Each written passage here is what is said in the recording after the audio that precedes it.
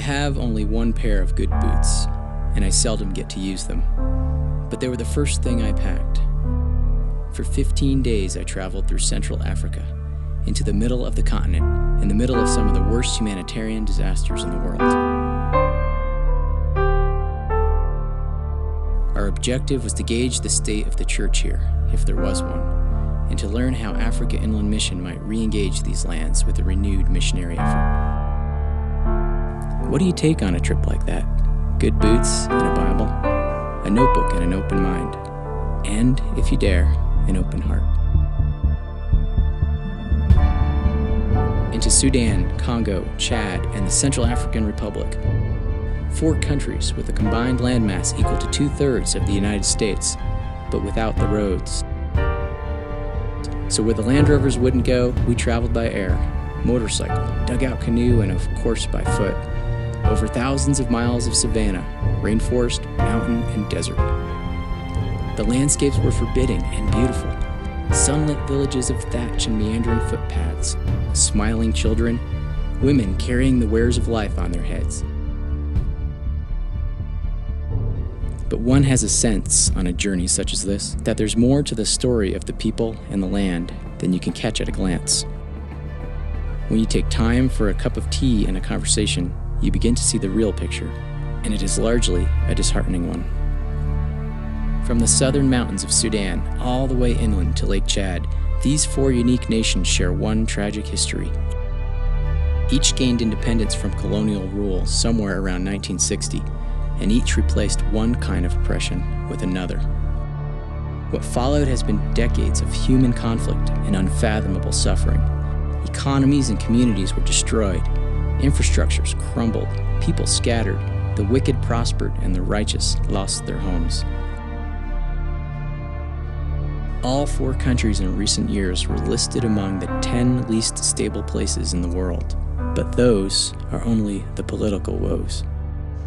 For most of the people here, generations of spiritual darkness, rooted in animistic beliefs, have led to a culture steeped in fatalism and fear.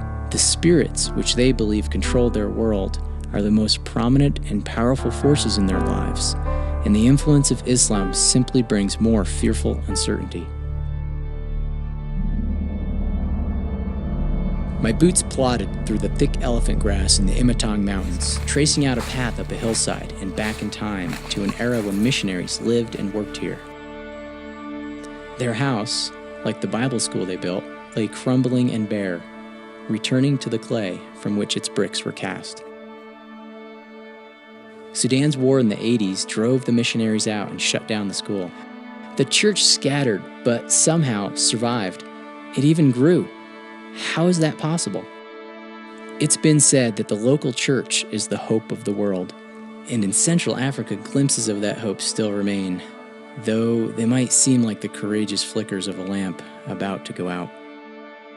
I sat and listened to James and John, 2 young Sudanese pastors aptly named, as they told the story of reclaiming a village for the Lord, and how they fought for it, literally on their knees, next to a slab of concrete that was once a whole church. I listened to the sound of drums and the voices of a Zande choir as songs rose above the vaulted roof of a church sanctuary built long ago, rising further still above the canopy of trees in the rainforest of CAR.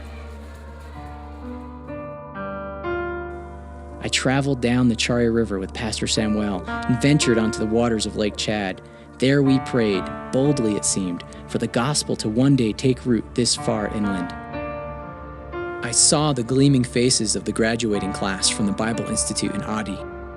I saw Pastor Lalima praying over 1,000 ravaged and displaced people in Mbokolo. I saw an old man, his life long ago transformed, rebuilding that old Bible school there in the Imatong Mountains. The local church is the hope of the world, and it's the hope for Central Africa.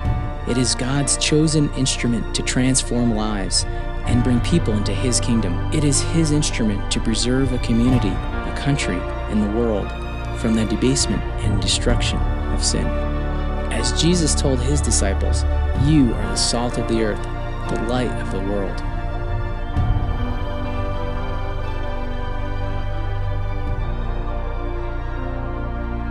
But what if the salt loses its saltiness. One veteran missionary simply looked north to answer this question. North Africa used to have a vibrant church. Today, it's all but gone. He warned that this could happen here too. Are we a generation away? Maybe less? The hard truth is that the church in Central Africa is but a remnant, dealt a double blow from war and syncretism. It's been scattered, persecuted, diluted, and if you ask them, abandoned. I sat in the dark in a semicircle of Congolese pastors at Aru, and they asked us, why haven't the missionaries returned? Because it's hard, we told them. They hear the news of this place and they're afraid. And one of the pastors said something I can't forget. In the past, there were missionaries who loved us, and they accepted to suffer with us. And I wondered if the past was just that, past.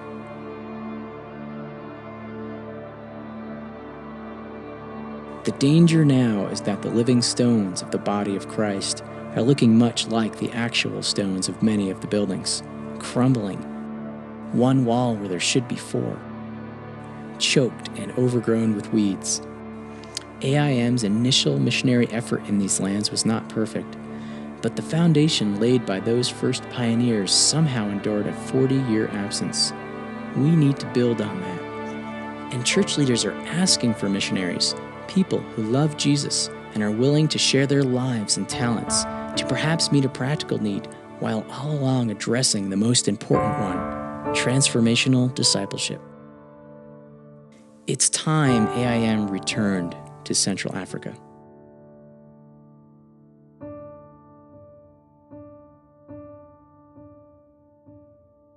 By day 12 on our 15-day trip, I quit admiring my boots. In fact, I'd grown to resent them.